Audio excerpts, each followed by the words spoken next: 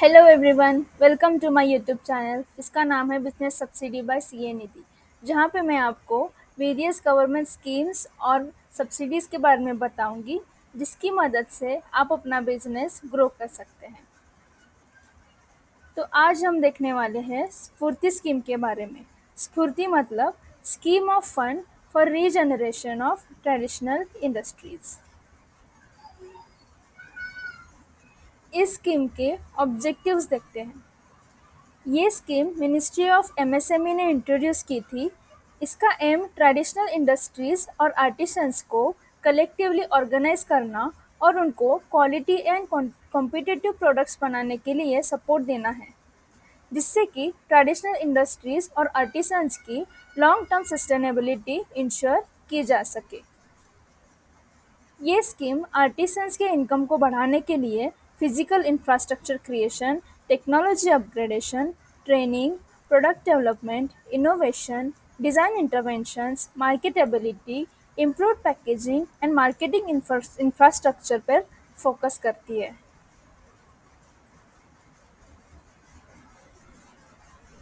इस स्कीम में traditional industries को 3 कैटेगरीज में बांटा गया है।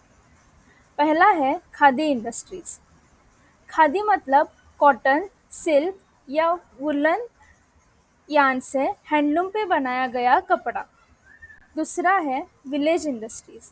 विलेज इंडस्ट्री मतलब कोई भी इंडस्ट्री जो रूरल एरिया में लोकेटेड है और वो किसी भी प्रकार के गुड्स प्रोड्यूस करती है या सर्विस प्रोवाइड करती है विथ और विदाउट यूज ऑफ पावर, और जिसका पर कैपिटा इन्वेस्टमेंट 1 लाख रुपए से कम है। ये लिमिट हिली एरियाज के लिए 1.5 लाख रुपए तक की दी गई है। इस विलेज इंडस्ट्री में mineral based industries, forest based industries, agro based and food processing industry, polymer and chemical based industry, rural engineering and biotechnology industry, handmade paper and fibre industry और टेक्सटाइल इंडस्ट्री कवर हो सकती है। तीसरी category है coir industries. Coir industry agro based traditional industry है जो coconut producing states में established है। कॉयर एक कोकोनट का बाय प्रोडक्ट है जो डाइवर्सली यूज़ किया जा सकता है, और अगर इससे वैल्यू एडिड प्रोडक्ट्स बनाए जाए तो वो बाय प्रोडक्ट इंडिया से बाहर एक्सपोर्ट होने का भी पोटेंशियल रखता है।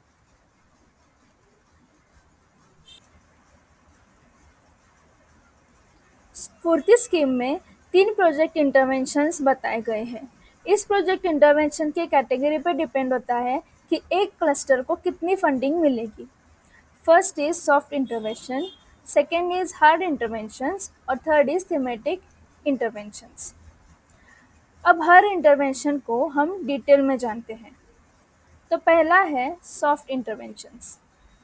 इसमें इंक्लूड होता है general awareness, counselling, motivation and trust building, skill development और कैपेसिटी बिल्डिंग, जिसमें डिजिटल ट्रेनिंग मॉड्यूल्स पर फोकस होगा, machine handling and maintenance training, institutional development, exposure visits, market promotion initiatives, design and product development, participation in seminars, workshops, and training programs on technology upgradation, etc.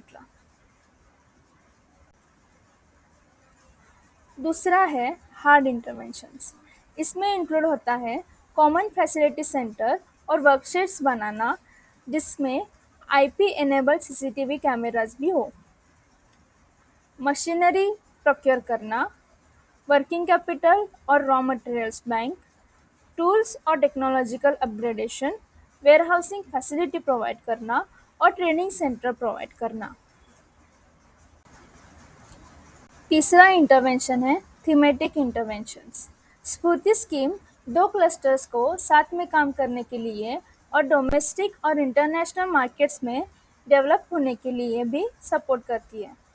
इसमें primarily brand building and promotion campaign, new media marketing, e-commerce initiatives, innovation, research and development initiatives, and technological upgradation of similar group of clusters based on performance developing institutional linkages, existing and propose clusters, ये सारे activities include होंगी।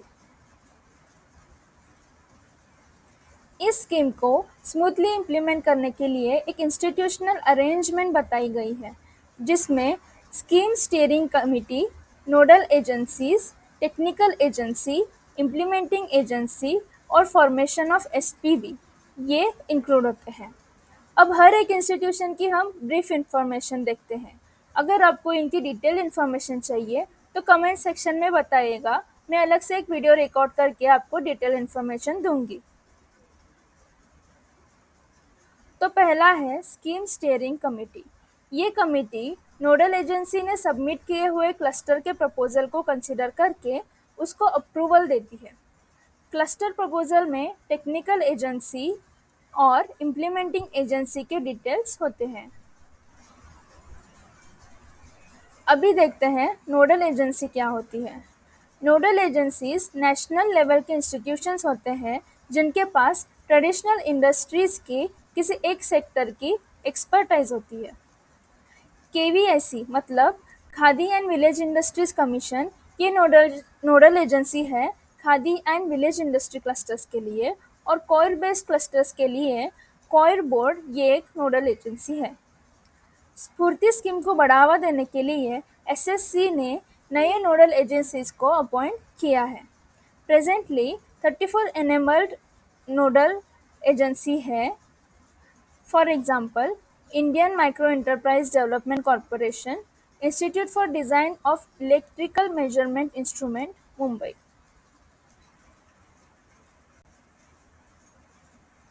Next institution है implementing agency. Implementing agency NGO या central या state government के institutions, field functionaries, semi government institutions, Panchayati Raj institutions या registered producers collectives हो सकते हैं जिनके पास क्लस्टर डेवलपमेंट की सुटेबल एक्सपर्टाइज हो। क्लस्टर डेवलपमेंट की एक्सपर्टाइज होल्ड करने वाले कॉरपोरेट्स और सीएसआर फाउंडेशंस भी इम्प्लीमेंटिंग एजेंसीज बैंक बन सकते हैं। अगर private sector entity implementing agency है तो उसने at least 50% of total project cost contribute करना चाहिए। इस प्रोजेक्ट कॉस्ट में कॉस्ट ऑफ लैंड इंक्लूड नहीं होगी।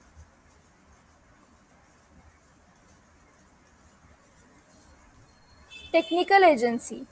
टेक्निकल एजेंसी नोडल एजेंसी और इम्प्लीमेंटिंग एजेंसी को टेक्निकल सपोर्ट प्रोवाइड करती है। टेक्निकल एजेंसी की कुछ रिस्पॉन्सिबिलिटीज़ होती है, जैसे कि क्लस्टर एक्शन प्लान्स को बनाना और उनका वैलिडेशन करना, डिटेल्ड प्रोजेक्ट रिपोर्ट बनाना, क्लस्टर डेवलपमेंट एग्जीक्यूटिव्स का ट्रेनिंग कंडक्ट करना। क्लस्टर डेवलपमेंट एग्जीक्यूटिव्स को इम्प्लीमेंटिंग एजेंसी अपॉइंट करती है, who will be located in cluster, जो अप्रूव्ड डीपीआर के हिसाब से प्रोजेक्ट को इम्प्लीमेंट करने के लिए रिस्पॉन्सिबल होता है। उसके बाद टेक्निकल एजेंसी का मंथली या क्वार्टरली बेसिस पे मॉनिटरिंग भी करती है। टेक्निकल एजेंसी इम्प्लीमेंटिंग एजेंसी को प्लान्स फॉर्मुलेट करने में, अप्रूवल्स और स्टैट्यूटरी इंस्टीट्यूशन से क्लियरेंस लेने में, प्रोडक्ट्स में वैल्यू एडिशन करने के लिए सुटेबल टेक्नोलॉजीज या इक्विपमेंट्स आइडेंटिफाई करना और कॉमन फैसिलिटी सेंटर को सेटअप करने के लिए भी असिस्ट करती है। इसके अलावा सुटेबल ऑपरेशन फ्रेमवर्क डेवलप करने के लिए और सर्विस लेवल एग्रीमेंट्स के लिए भी टेक्निकल एजेंसी सपोर्ट करती है।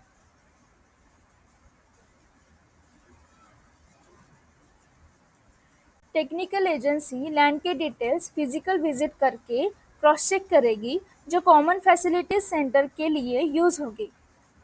डिटेल्स ऑफ इंटरवेंशन प्लान भी टीए बनाएगी। Technical agency digitised training material की मदद से न्यूली जॉइन आर्टिसंस को करंट मार्केट डिमांड के हिसाब से लेटेस्ट डिज़ाइंस डेवलपमेंट करने के लिए ट्रेनिंग देगी। Digital mode of payment such as UPI के अडॉप्शन के लिए टेक्निकल एजेंसी असिस्ट करेगी। टेक्निकल एजेंसी प्रोजेक्ट के लिए at no additional cost additional funds raise करने के लिए इम्प्लीमेंटिंग एजेंसी या एसपीवी को हेल्प करेगी with tie-ups with government schemes और national financial institutions.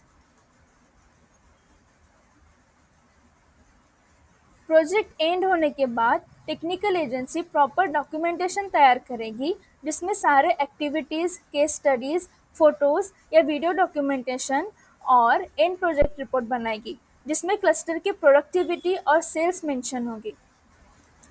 Implementing agency के लिए एग्जिट स्ट्रेटेजी प्लान करना और क्लस्टर के लिए प्रोजेक्ट ड्यूरेशन के बाद 5 साल के लिए सस्टेनेबिलिटी रोड मैप तैयार करना, ये भी टेक्निकल एजेंसीज की रिस्पॉन्सिबिलिटी है।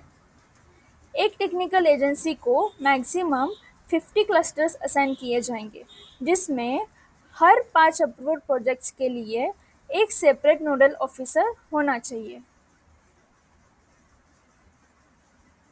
अभी देखते हैं फॉर्मेशन ऑफ एसपीवी। एसपीवी मतलब special purpose vehicle. SFURTI cluster के ऑपरेशंस को सस्टेन करने के लिए और क्लस्टर की प्रॉफिटेबिलिटी के लिए स्पेशल पर्पस व्हीकल को फॉर्म करना पड़ता है। Formation of SPV is mandatory to seek final approval by implementing agency. एसपीवी एक कोऑपरेटिव सोसाइटी हो सकती है या प्रोड्यूसर कंपनी हो सकती है या एनी अदर लीगल एंटिटी हो सकती है with prior approval of scheme steering committee.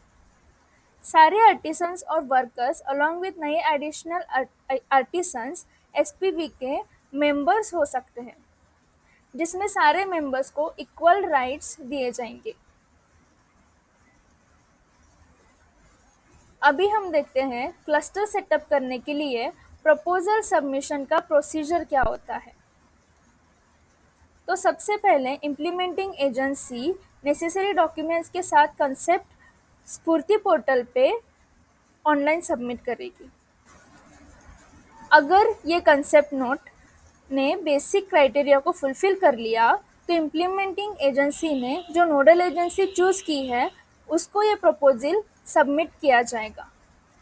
Nodal agency या प्रपोजल कंसेप्ट एक्सेप्ट करेगी to develop detailed project report. Nodal agency physical visit करके आर्टिसंस के प्रेजेंस को वेरीफाई करेगी। Nodal agency appropriate technical agency को एंगेज करेगी जो इम्प्लीमेंटिंग एजेंसी के साथ प्रिस्क्राइब्ड फॉर्म में डिटेल्ड प्रोजेक्ट रिपोर्ट बनाएगी। इस प्रोजेक्ट रिपोर्ट को नोडल एजेंसी की प्रोजेक्ट स्क्रीनिंग कमिटी एग्जामाइन करेगी और अगर वो बेंचमार्क इंडिकेटर्स को मीट कर जाता है तो उसे मिनिस्ट्री को फॉरवर्ड करेगी विथ इट्स रिकमेंडेशन। अभी देखते हैं स्फूर्ति स्कीम में फाइनेंशियल असिस्टेंस कैसे दिया जाएगा। पहले तो कॉस्ट ऑफ प्रोजेक्ट के बारे में देखते हैं।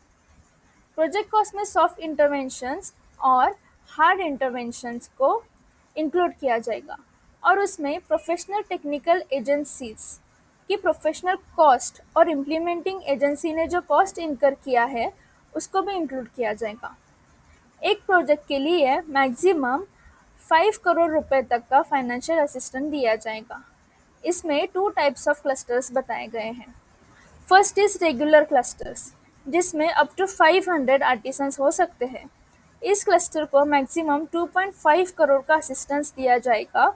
और सेकेंड है मेजर क्लस्टर्स जिसमें 500 से ज़्यादा आर्टिसंस हो सकते हैं। इस क्लस्टर को मैक्सिमम 5 करोड़ तक का असिस्टेंस दिया जाएगा। इस स्कीम में प्रोजेक्ट इम्प्लीमेंटेशन के लिए टाइम फ्रेम दिया गया है, वो होगा 12 मंथ्स फॉर रेगुलर क्लस्टर्स और 18 मंथ्स फॉर मेजर क्लस्टर्स।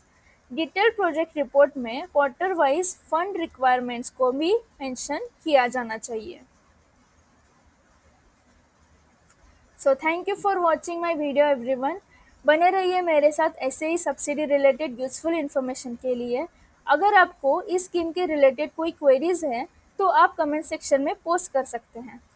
इस वीडियो को लाइक और शेयर ज़रूर करें, मेरे चैनल को सब्सक्राइब करें और बेल आइकन पर क्लिक करें ताकि मैं जब भी नया वीडियो अपलोड करूं आपको तुरंत नोटिफिकेशन मिल जाए।